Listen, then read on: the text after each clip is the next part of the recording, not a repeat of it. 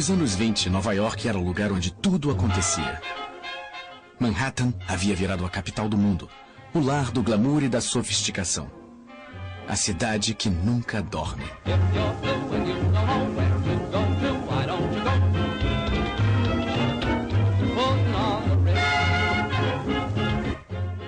Lá, jovens dançavam jazz e pessoas se tornavam milionárias da noite para o dia. Come with me and we'll attend their jubilee and see them spend their last bit putting on the Ritz. Foi a festa mais duradoura dos tempos modernos. Putting on the Ritz. Sem aviso, a bolha estourou. A festa acabou. Um terremoto financeiro abalou Wall Street. A história viria a chamá-lo de o Grande Crash. E ele traumatizou a nação americana. Milhares de empresas quebraram. Milhões de pessoas perderam seus empregos. Homens orgulhosos encaravam a humilhação do auxílio à pobreza e da sopa comunitária.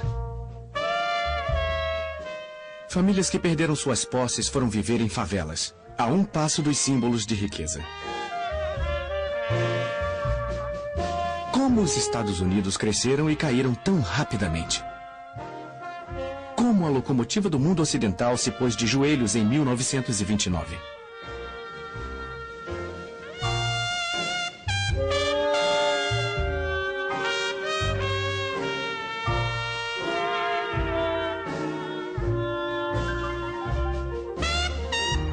Relembrando 1929, o ano da quebra da Bolsa de Nova York.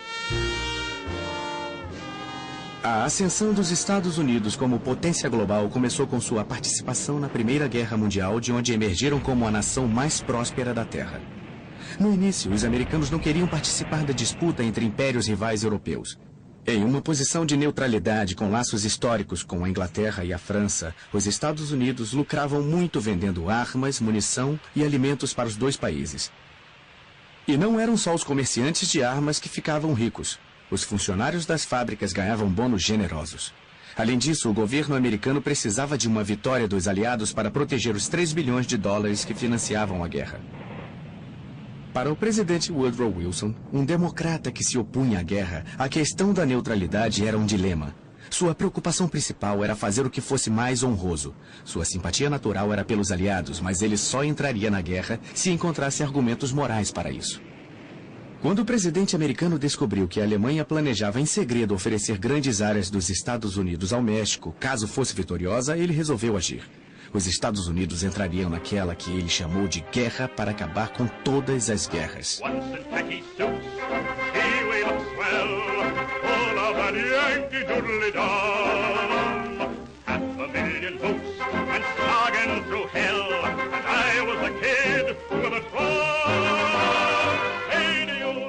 No verão de 1917, as tropas americanas rumaram para os campos de batalha europeus. Johnny, get your gun, get your gun, get your gun. Take it on the run, on the run, on the run. Nos campos de batalha franceses, onde o combate era mais intenso, chegou-se a um impasse, com baixas apavorantes. Milhões haviam morrido dos dois lados. Over there, send the word over there. That the Yanks are coming, the Yanks are coming, the drum. Em 2 meses, os americanos mandaram 2 milhões de recrutas bem dispostos e bem armados para ajudar os já exaustos aliados. O dinâmico reforço dos Yankees foi decisivo. Pela primeira vez em 4 anos de uma batalha acirrada, os soldados alemães bateram em retirada. Em 11 de novembro de 1918, um armistício deu fim à Grande Guerra. O mundo inteiro comemorou. O presidente Wilson viajou para a França, onde foi saudado como um anjo da vingança. A investida americana de última hora ajudou os aliados a vencer a guerra e salvou a vida de muitos franceses. Mas em Paris, onde o Tratado de Versalhes seria negociado, o programa de paz não foi tão bem recebido pelos franceses, cuja sede de vingança discordava do desejo idealista de Wilson de evitar guerras futuras. Ao voltar para casa, Wilson descobriu que o ânimo de seus conterrâneos havia mudado. Muitos americanos, especialmente os republicanos que então controlavam o Senado, não queriam continuar envolvidos com assuntos europeus. Os Estados Unidos não assinaram o Tratado de Versalhes e a derrota democrata nas eleições presidenciais de 1920 marcou o fim de Wilson e de sua busca pela paz mundial.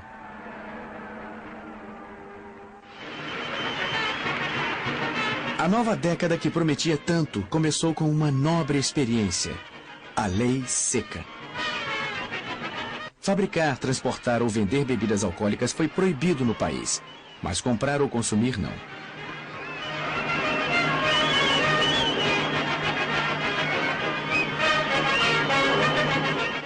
Por todo o território americano, milhares de litros de bebida alcoólica foram jogados fora. Pela primeira vez na história, uma nação ocidental votou a favor da Lei Seca, uma lei que se mostrou impossível de ser aplicada.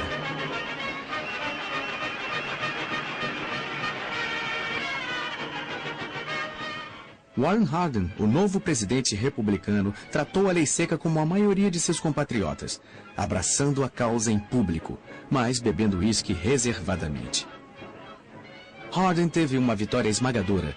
Sua política refletia as opiniões do povo americano na época, principalmente seu desejo de reduzir os impostos para pessoas e empresas. Ele foi um presidente popular, mas seu julgamento era tão confiável quanto suas tacadas no golfe. Mas os meses finais de seu mandato foram marcados por rumores de corrupção em seu gabinete. Ele morreu de um ataque cardíaco em agosto de 1923, ainda ocupando a presidência. Contra seu sucessor Calvin Coolidge, nunca seriam levantadas suspeitas de corrupção. Ele era um republicano devoto cujo slogan era: "O principal negócio dos Estados Unidos são os negócios". Ele era contra todas as formas de regulação e defendia o livre comércio e a livre iniciativa. Coolidge também era presbiteriano praticante. Ele acreditava que até Deus era capitalista e que trabalhar em uma fábrica era uma forma de adoração. Um jornalista perplexo o apelidou de puritano na Babilônia. Mas quando entrou na Casa Branca, ele demonstrou que era um puritano muito flexível. Arquétipo de republicano da época, Coolidge presidiu durante o período de maior prosperidade na história de todas as nações. These are some of the reasons why I want to cut down public expense. I want the people of America to be able to work less for the government and more for themselves.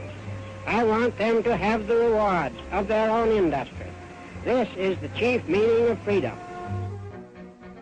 Em uma época de individualismo bruto, Coolidge queria ser um herói e um puritano. Sua mulher usou uma das maravilhas da época, a câmera de filmagem, para mostrá-lo como um improvável cowboy do Velho Oeste. Em meados dos anos 20, até o Velho Oeste havia sido posto a serviço do enorme surto de energia industrial e engenharia que estava transformando os Estados Unidos. Os grandes espaços abertos, ricos em recursos naturais, estavam sendo explorados. As cidades se tornaram movimentados centros comerciais. Navios cheios de imigrantes traziam mão de obra barata para o país que agora era o mais rico do mundo. Com os juros, os empréstimos feitos para os aliados durante a guerra chegaram a 12 bilhões de dólares. Quase todas as nações do mundo ocidental deviam dinheiro aos Estados Unidos. Os Estados Unidos haviam se tornado uma enorme potência industrial e o maior de todos os empresários era o engenheiro Henry Ford, que desenvolvia motores desde a década de 1890. Ele previa que um dia todas as famílias teriam um automóvel. O sonho se tornou realidade quando Ford inventou a linha de produção em massa, uma esteira rolante contínua em que exércitos de trabalhadores montavam automóveis idênticos, peça por peça. E quanto maior a quantidade, menor o preço.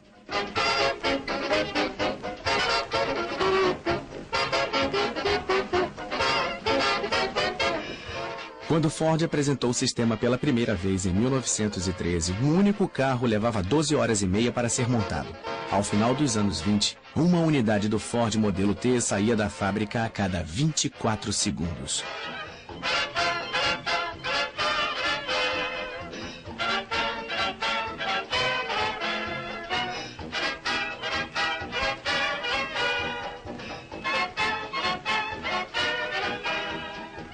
A linha de montagem de Ford fez os Estados Unidos andarem mais rápido. O modelo T, ou Ford Bigode, como foi carinhosamente apelidado, mudou a vida da população e mudou os próprios Estados Unidos. Ele era robusto, charmoso e fácil de dirigir. Custava apenas $295, quase $550 mais barato que o modelo original. E graças a outra invenção americana, o pagamento em parcelas, a maioria das famílias podia comprar um. Até 1924, 10 milhões haviam sido vendidos.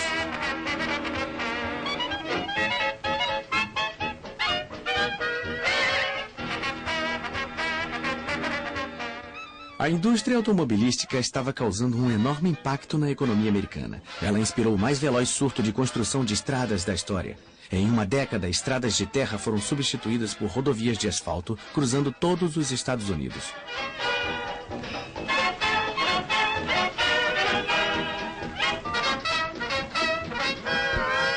Surgiram postos de gasolina aos milhares e a sede por gasolina levava a indústria petrolífera a gerar lucros inacreditáveis. A indústria automobilística usava 96% do petróleo do país, 80% da borracha e 20% do aço. Em 1928, havia 9 automóveis para cada 10 famílias. A produção em massa acelerou a fabricação e cortou os custos. Henry Ford classificou a nova técnica de Messias dos negócios. Um Messias que, sem dúvida, vestia um terno produzido em massa, pois os fabricantes de roupas americanos substituíram os trajes feitos sob medida por roupas prontas para usar e feitas para todos os tamanhos, idades e bolsos. Os salários de toda a classe trabalhadora aumentavam. E com os impostos mais baixos, as famílias americanas tinham maior poder de compra. A dona de casa e a moça trabalhadora que queriam a última novidade, a máquina de lavar roupas, a geladeira ou o aspirador de pó, economizavam tempo nas tarefas domésticas. I'm in the mood for food. I'm in the mood for food. Oh, feed me, feed me, feed me. O rádio, originalmente produzido para a comunicação a longa distância, também se tornou um aparelho doméstico indispensável em meados dos anos 20, mas apenas as famílias abastadas poderiam arcar com esse modelo de $275. I'm in the mood for food. Campanhas publicitárias como estas transformaram um nicho de mercado em um mercado nacional. 11 milhões de rádios foram vendidos apenas em 1925. Eles traziam notícias, previsão do tempo, novelas e muita música para uma nação encantada.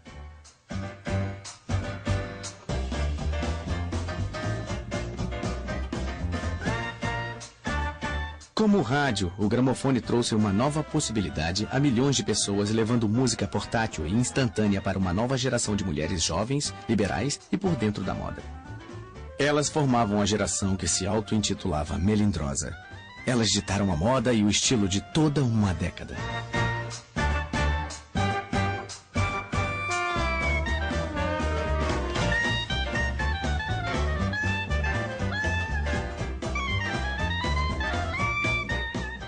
O recém-surgido ramo da propaganda as adorava.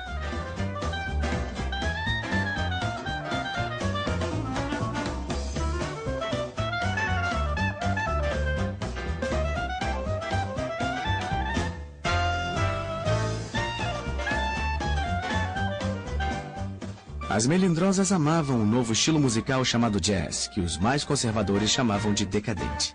Elas usavam saias escandalosamente curtas e chapéus ousados. Elas conheciam as danças mais modernas como o Charleston. E acreditavam que podiam se comportar como quisessem, inclusive cortando os longos cabelos bem curtos como meninos.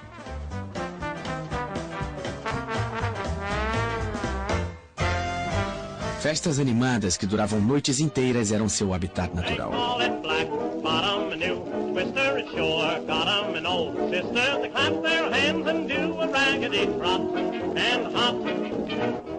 Os comentaristas chamavam as melindrosas e seus namorados de geração perdida, porque eles rejeitavam a moral tradicional americana.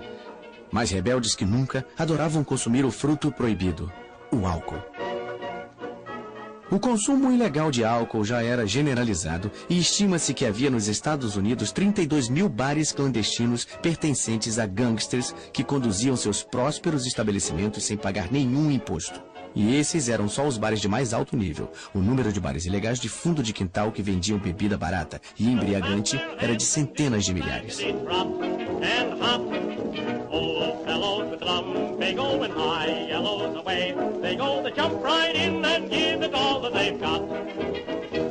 O homem que mais lucrava com a sede do país.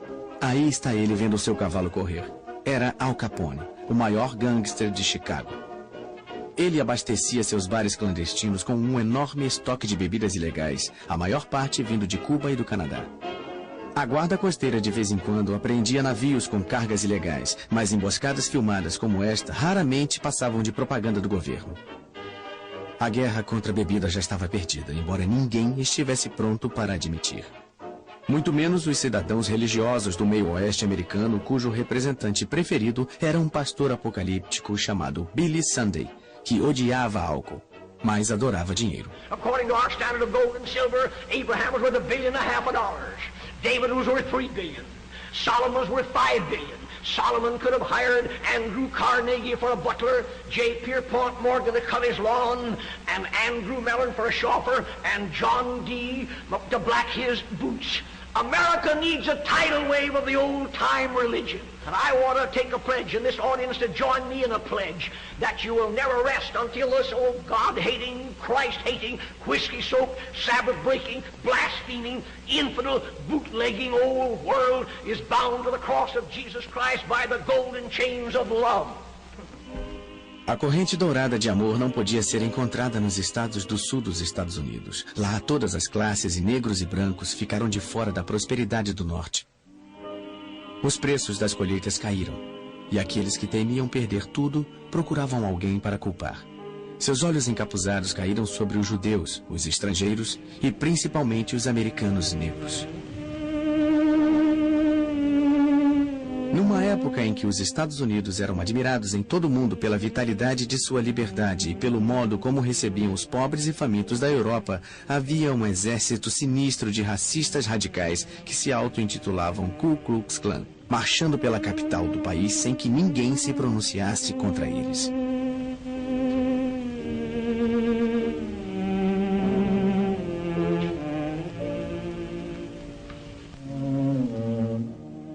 Na época desta marcha, a Ku Klux Klan tinha 5 milhões de membros. Para evitar os linchamentos, muitos negros partiam para o norte. Muitos criaram um novo lar no subúrbio de Nova York chamado Harlem.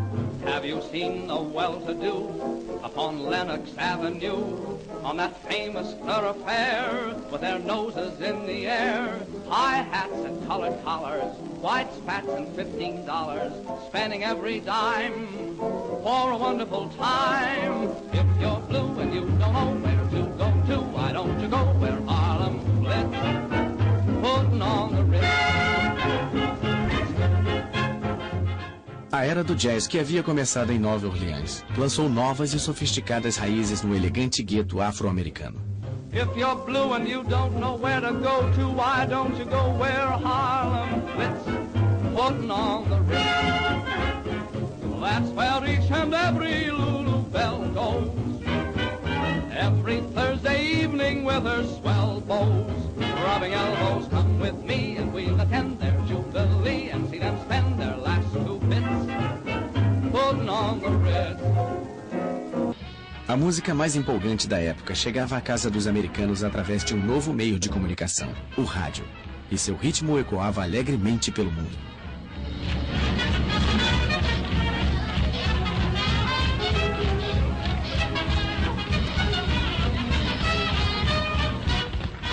Junto com o jazz, a cultura popular foi dominada pelo cinema nos anos 20.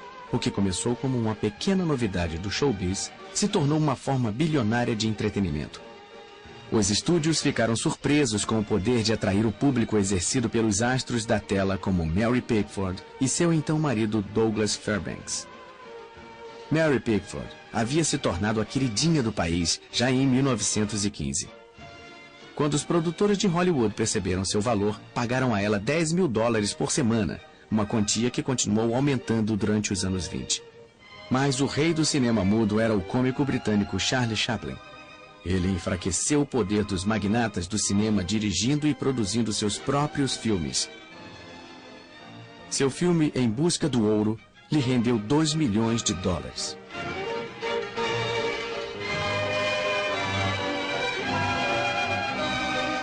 Rodolfo Valentino, o amante latino, conquistou os corações femininos como o Shake.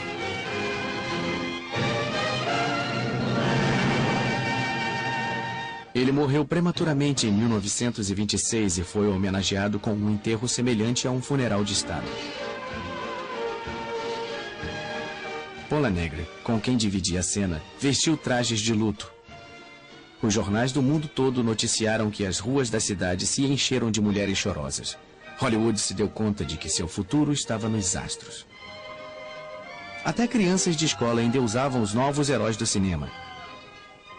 As fantasias preferidas eram de Charlie Chaplin ou Douglas Fairbanks, atores cujas vozes elas desconheciam. Mas isto estava prestes a mudar. Al Johnson foi o primeiro homem a quebrar a barreira do som.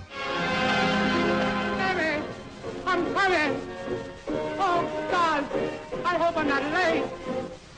Sammy, don't you know me? It's a little baby. I walk a million miles for one of your smiles. For my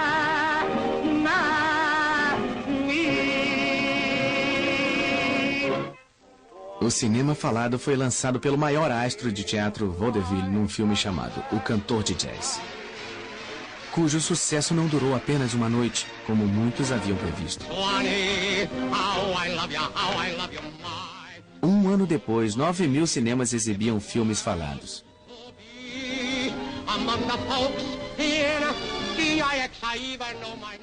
Mas o herói da vida real mais celebrado nos anos 20 foi Charles Lindbergh. Um homem que sonhou sobrevoar um dos maiores oceanos e que logo aterrissou no coração de todos os americanos.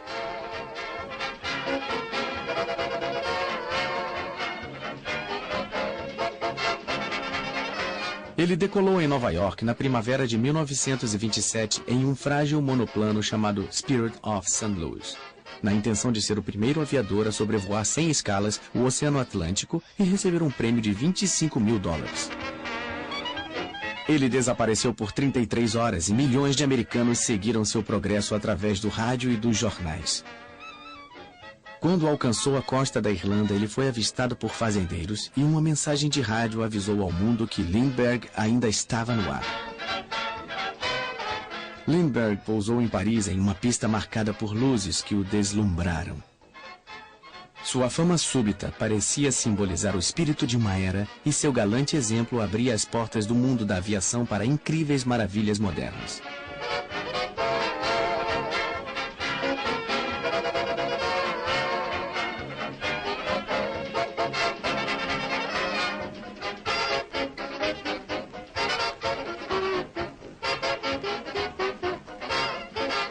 Quando ele voltou, os nova-iorquinos homenagearam seu herói com uma chuva de papel picado que não foi igualada nos anos seguintes.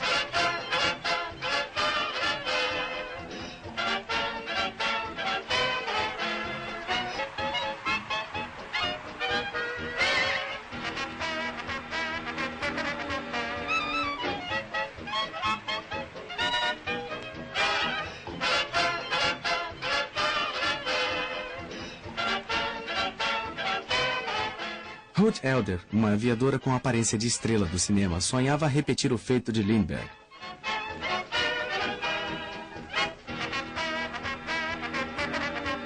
Mas ela teve que abandonar seu avião no Oceano Atlântico depois de cruzar 3.000 quilômetros.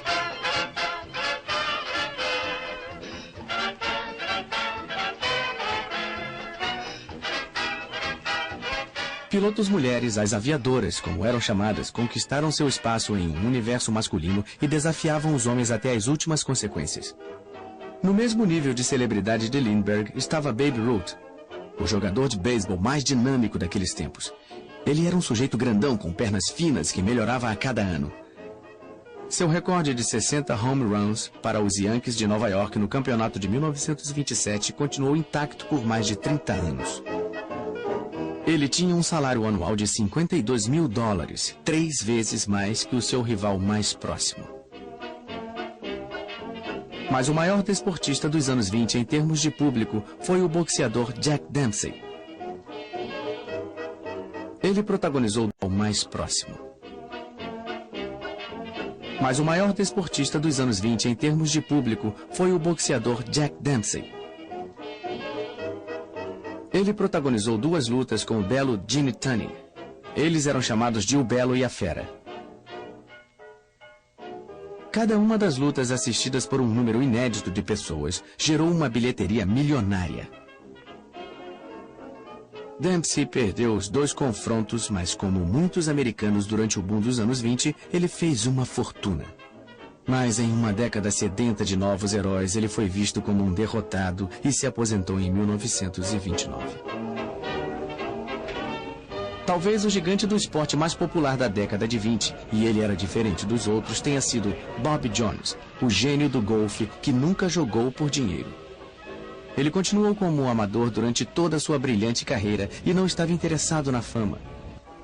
Ele não parecia nem interessado em vitórias, mas vencia ano após ano nos Estados Unidos e na Inglaterra com uma tacada tão sublime como um passo de dança.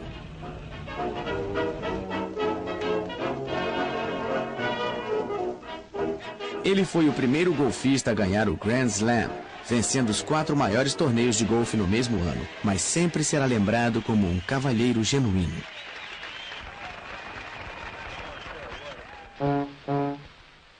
Henry Ford foi o grande industrial da época, mas ele era bem-sucedido e frio demais para ser considerado um cavalheiro. Ele conheceu o aumento da concorrência com a General Motors e a Chrysler, e embora tivesse vendido 15 milhões de modelos T, as vendas estavam caindo em 1927. E o carro agora parecia antiquado. Só havia modelos pretos, mas logo as ruas foram invadidas por um novo automóvel. Henry Ford abalou a concorrência com uma versão repaginada do amado Ford Bigode, chamado Modelo A. Para isso, ele agiu como um tirano, pois dispensou 60 mil empregados por 60 dias sem salário, enquanto construía uma nova fábrica. Lay off, people. Lay off, folks. None of your sarcastic jokes, cause Henry's made a lady out of Lizzie. Have you seen her? Ain't she great? She's something you'll appreciate. I'm sure you understand just what I mean. Why, everybody, everywhere is falling for her now. I'm talking about the new Ford, and boy, she is a wow. Lay off, people. Lay off, folks. None of your sarcastic jokes, cause Henry's made a lady out of Lizzie. She once had rattles in her wheel, but now she's full of sex appeal, cause Henry's made a lady out of Lizzie. O modelo A também virou um sucesso de vendas. O crédito fácil ajudou os motoristas a substituírem os Fords Bigode pelo novo modelo. Na época, quase todos os carros já eram vendidos a crédito e quase todo mundo estava endividado. Bancos e agências emprestavam dinheiro rapidamente sem fazer muitas perguntas. Nos anos 20, a única coisa que os americanos gostavam mais do que os carros era da emocionante especulação no mercado de ações. No período de 1927 a 1929, muitos americanos ficaram obcecados com Wall Street, contagiados pela febre dos investimentos, já que o valor das ações continuava subindo. O crédito instantâneo fazia com que auxiliares de escritório, secretários, donas de casa, mineradores e mensageiros pudessem investir em ações pela primeira vez. Qualquer um podia comprar na margem, a crédito, com empréstimos de seu corretor. Em 1927, no auge do comércio de ações, 577 milhões de títulos foram negociados. Em 1928, Calvin Coolidge decidiu não concorrer a um segundo mandato como presidente. Suas realizações foram poucas, mas ele continuava popular porque durante seu governo, o nível de vida da maioria dos americanos nunca havia sido tão bom. Aos olhos do povo, ele era um ótimo presidente. Mas enquanto a economia continuava em ascensão, uma perturbadora corrente se escondia por baixo da prosperidade. O crédito instantâneo e o fato de o governo se recusar a regular a bolsa de valores, que estava fora de controle, anunciavam um desastre iminente. E muitos países europeus enfrentavam dificuldades para pagar suas dívidas de guerra com os Estados Unidos. A ascensão republicana continuou sob o comando de Herbert Hoover, que tinha sido secretário do Comércio desde 1920 e que muitos chamavam de arquiteto da prosperidade. Ele queria realizar um mandato ainda mais cheio de prosperidade e progresso. Durante a campanha presidencial de 1928, Herbert Hoover previu que os abrigos para pobres estavam quase em extinção e disse que os Estados Unidos estavam mais próximos de acabar com a pobreza do que jamais havia estado qualquer nação na história. Hoover representava o sonho americano. Aos 40 anos, ele havia se tornado multimilionário. Ou seja, ele sabia lidar com dinheiro. Mas seu próprio sucesso o levou a acreditar que todo homem deveria ser responsável pelo seu próprio bem-estar. O governo, disse ele, não deve interferir na vida das pessoas. Quando Hoover assumiu o poder na Casa Branca, ele prometeu extinguir a cultura dos bares clandestinos que os gangsters haviam criado em todos os Estados Unidos. Ele queria exterminar os grandes chefes de quadrilha como Al Capone, que havia acumulado uma fortuna de $30 milhões em 1927. Capone virou uma espécie de celebridade e até as torcidas dos jogos de beisebol o reverenciavam. Mas a violência aumentou. No Dia dos Namorados de 1929, Capone mandou seus pistoleiros para uma garagem de Chicago. 7 membros de uma gangue rival foram executados. Esta filmagem é uma reconstituição do massacre, mas as fotos contam por si só essa terrível história. Os assassinatos a sangue frio comprometeram o status de celebridade de Al Capone. Em 1931, Capone foi julgado por sonegação, por não pagar impostos sobre os lucros de suas atividades ilegais. Ele foi condenado e passou anos na prisão de Alcatraz.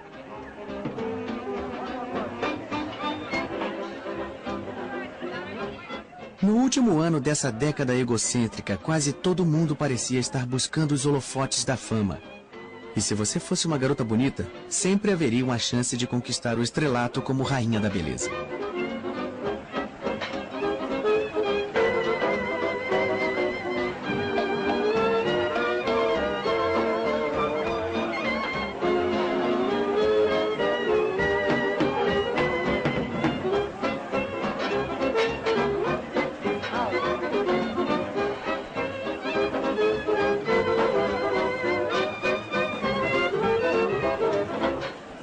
Era uma época em que feitos banais andavam lado a lado de feitos extraordinários, como os altíssimos arranha-céus de Manhattan. A mais de 300 metros acima das avenidas de Nova York, operários destemidos construíam os últimos andares de uma das maravilhas do design da época, o edifício Chrysler, que foi durante um período o edifício mais alto do mundo. Ele foi construído por homens de profissão arriscada e o momento era perfeito para que se tornasse um símbolo dos loucos anos 20. Mas lá embaixo, na arena comercial das bolsas de valores de Wall Street, especuladores continuavam a comprar ações com um fervor que se tornou uma característica da época. Parecia haver uma certeza cega de que nada daria errado. Mas numa quinta-feira, no dia 24 de outubro de 1929, sem aviso prévio, a bolha estourou. Todos tentaram vender as ações que tinham.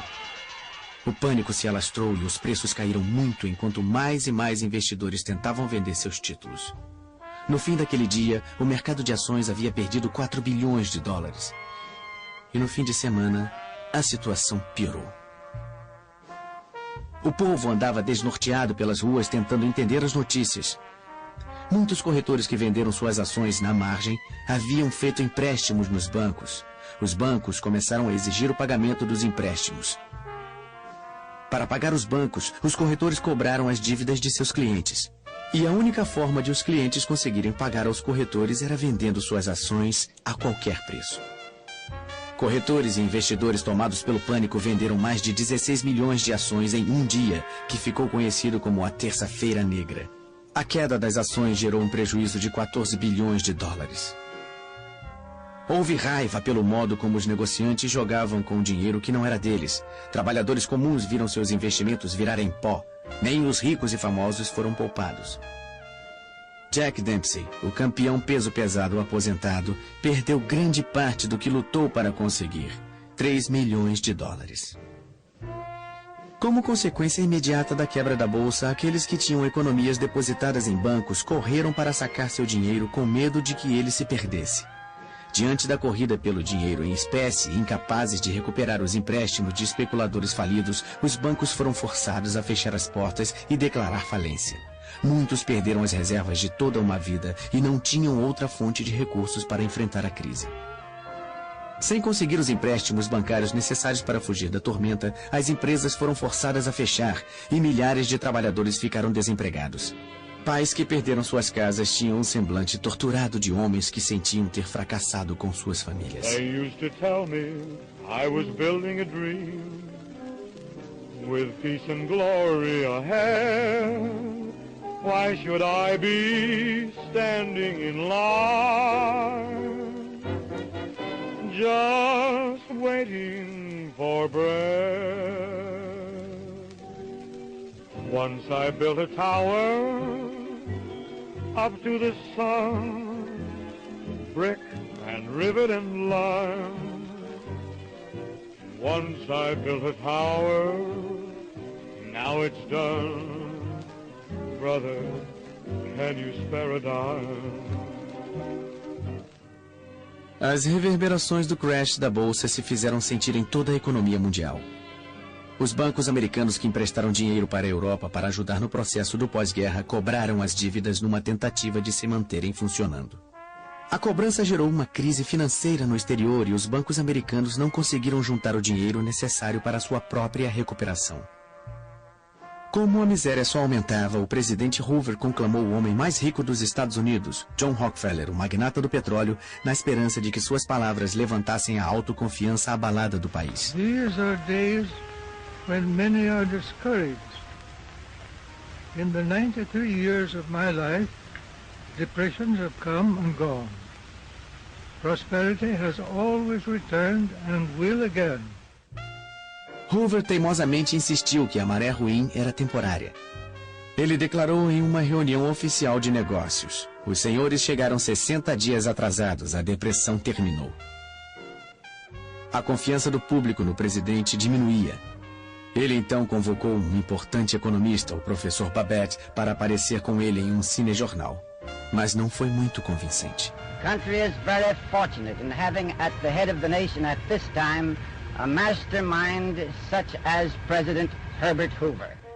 Como a depressão se agravava, muitos cidadãos passaram a odiar Herbert Hoover. Aquele que havia sido o símbolo da prosperidade se tornou o bode expiatório do declínio econômico.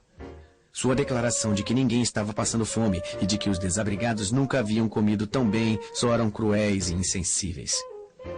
Sua aparente disposição em salvar empresas e bancos e deixar que os indivíduos se defendessem sozinhos parecia confirmar sua indiferença. Novos termos entraram para o vocabulário do povo: Hoover Stew, para a sopa servida aos pobres, e Hoovervilles, para as favelas onde as pessoas se abrigavam em barracos improvisados.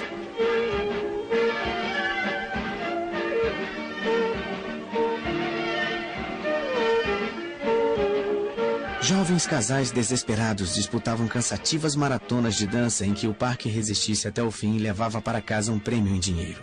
Embora todos os dançarinos sonâmbulos estivessem ali por uma única razão: seu cansaço seria recompensado com uma refeição grátis. O país mais rico da face da terra não conseguia alimentar todos os seus cidadãos.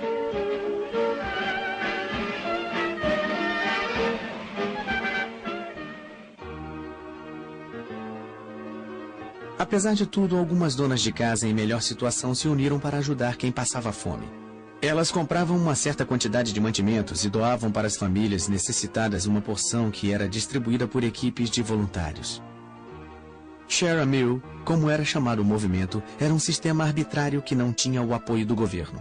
O presidente achava que não precisava de ajuda e estava certo de que a recuperação ocorreria em breve. Para dizer isso, ele convocou o economista Roger Babson.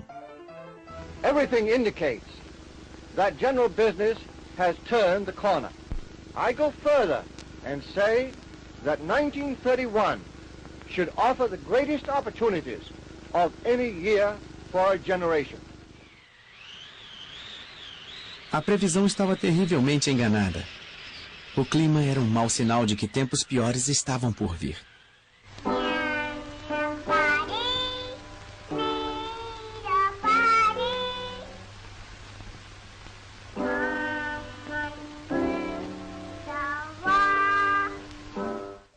Atravessando a plantação significava superando tempos difíceis. E quanto mais as coisas pioravam, mais sentimentais os cinejornais ficavam. Era uma tentativa planejada de levantar os ânimos, e funcionou muito bem. A linda menininha seria seguida por belas coristas escalando as plataformas de petróleo que enriqueceram os Estados Unidos. A cultura popular teve um papel importante ao ajudar os Estados Unidos a superarem o trauma da depressão.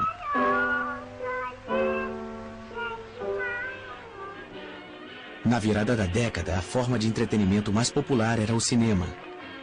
A maioria dos americanos assistia a pelo menos um filme por semana. A bilheteria semanal chegava a 100 milhões de espectadores. Nos 5.000 filmes produzidos durante os anos da depressão, as plateias eram transportadas a um mundo onde as dificuldades financeiras eram praticamente desconhecidas. Os cinejornais também lembravam aos americanos que, por mais assustador que parecesse o futuro, nenhuma nação havia realizado tanto quanto os Estados Unidos. Apesar da depressão, a engenhosidade americana continuava a crescer. O Empire State Building se tornou o prédio mais alto e grandes navios transatlânticos continuavam a ser construídos. 75 miles from the Statue of Liberty. Como a lei seca havia proibido o uso de champanhe nos lançamentos, fazia-se um coquetel com a água de cada um dos 7 mares.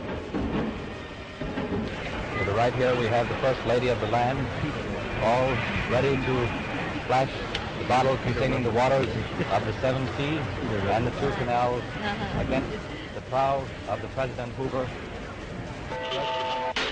Bottle of still hanging there in midair on the silk sword, the red, white and blue colors. Havia uma triste ironia em batizar o navio de Presidente Hoover, pois no momento de seu lançamento, a presidência de Hoover estava afundando, juntamente com a reputação de distintos economistas, cujos pronunciamentos rebuscados foram parodiados pelo humorista Robert Benchley. The depression is over. Better business conditions are just around the corner. When I say just around the corner, I mean just around the corner. If you will look at this chart which I have here, you will see more what I mean. Our trade balance was 3.9.6.4, which naturally led to speculation in shorts. Under such circumstances, it is little wonder that people did not know whether they were coming or going. Very often they were doing both. As verdadeiras estatísticas contam sua história. Do auge da prosperidade em 1929 às profundezas da depressão em 1932, 9.000 bancos quebraram ou fecharam as portas. 100.000 empresas faliram. O produto interno bruto foi reduzido de 80 bilhões de dólares em 1929 à metade, 40 bilhões em 1932. O desemprego aumentou de 3,2% para 25%. Pelo menos 1 em cada 4 trabalhadores não tinha emprego. A violência cresceu nas cidades americanas. Grupos de cidadãos desempregados atacaram autoridades locais por falta de assistência do governo. A população fez manifestações contra o pagamento de aluguéis e passeatas contra a fome, mas foram os veteranos de guerra que protagonizaram o protesto mais violento da época. No verão de 1932, o Exército da Bonificação, um grupo desorganizado, formado por 15.000 desempregados veteranos da Primeira Guerra Mundial, foi para Washington reivindicar que suas bonificações, que seriam pagas em 1945, segundo o acordo original, fossem pagas imediatamente. Nós fomos heróis em 1917, mas agora somos vagabundos, disse amargamente um veterano. Quando a passeata voltou para o acampamento, o presidente Hoover convocou as tropas de choque lideradas pelo general Douglas MacArthur e pelo major Dwight Eisenhower para evacuar a área. O conflito que se iniciou deixou centenas de manifestantes feridos. As imagens dos cinejornais registraram um espetáculo perturbador do exército dos Estados Unidos disparando contra cidadãos americanos. Os veteranos voltaram mais tarde tomando as escadas do Capitólio enquanto cantavam "Vamos mostrar a eles que somos americanos". A popularidade de Hoover despencou ainda mais. No final de 1932, o eleitorado finalmente perdeu a confiança nele e elegeu com grande vantagem Franklin Delano Roosevelt. Chegavam ao fim 13 anos de domínio republicano. No dia 4 de março de 1933, Franklin Delano Roosevelt foi empossado presidente dos Estados Unidos. Roosevelt convenceu a população de que a depressão poderia ser vencida e deu ao público de todo o país um slogan memorável. Let me assert my firm belief that the only thing we have to fear is fear itself.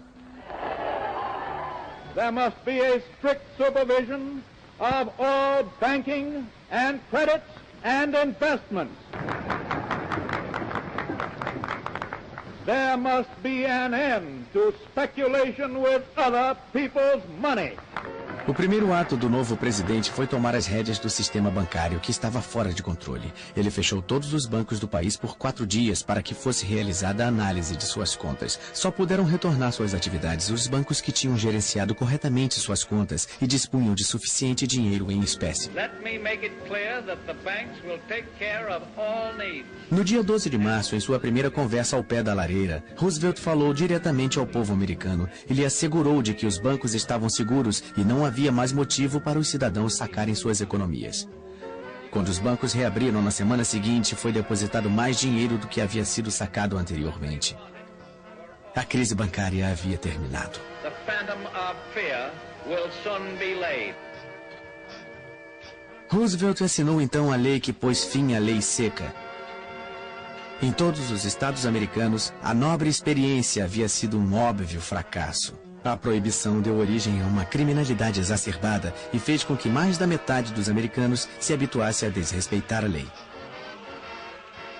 O programa de assistência de Roosevelt, a Administração Nacional de Recuperação, era o coração de sua estratégia de longo prazo para diminuir o sofrimento causado pela depressão, tomando para si a responsabilidade pelo bem-estar do povo e criando novos empregos. A Casa Branca convocou Jimmy Durante, um comediante de Hollywood, como um excêntrico porta-voz. You and you and you and you've got a president now. He gave the land a new deal. You hold the cards, now you deal. You and you and you and you put shoulders to the plow. He gave us what we asked for, now pay him back somehow. Step out in front, get back of the president, and give a man a job. If the old name of Roosevelt makes the old heart throb, you take this message straight from the president and give a man a job. Now listen to me, everybody. Step out in front, get back at the president and give a man a job. You know he for the front, you know that, I know it. So step out and give a man a job. You know who's backing us in the NRA? No? Well, I'll tell you. And when I do, it'll give you heart of trouble. You take this message straight from the president and get a man a job. I have told you the story of our steady but sure work in building our common recovery.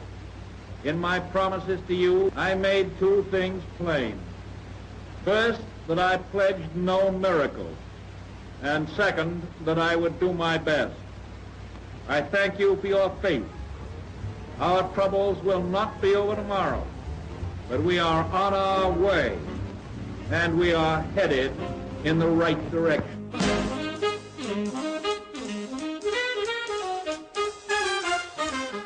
Franklin Roosevelt não encontrou uma solução imediata para a Grande Depressão, mas com a força de sua personalidade, ele trouxe esperança e estabilidade para os angustiados Estados Unidos.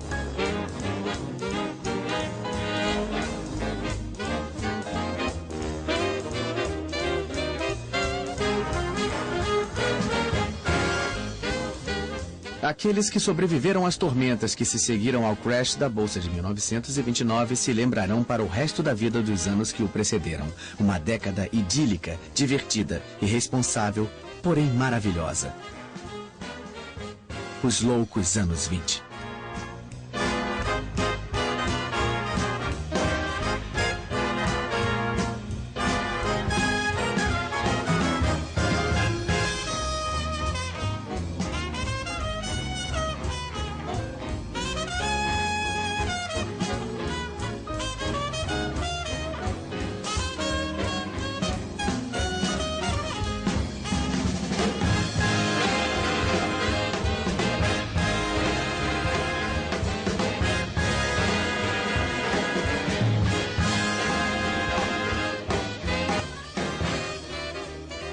Versão brasileira, Bravo Studios. Distribuição, Sinapse.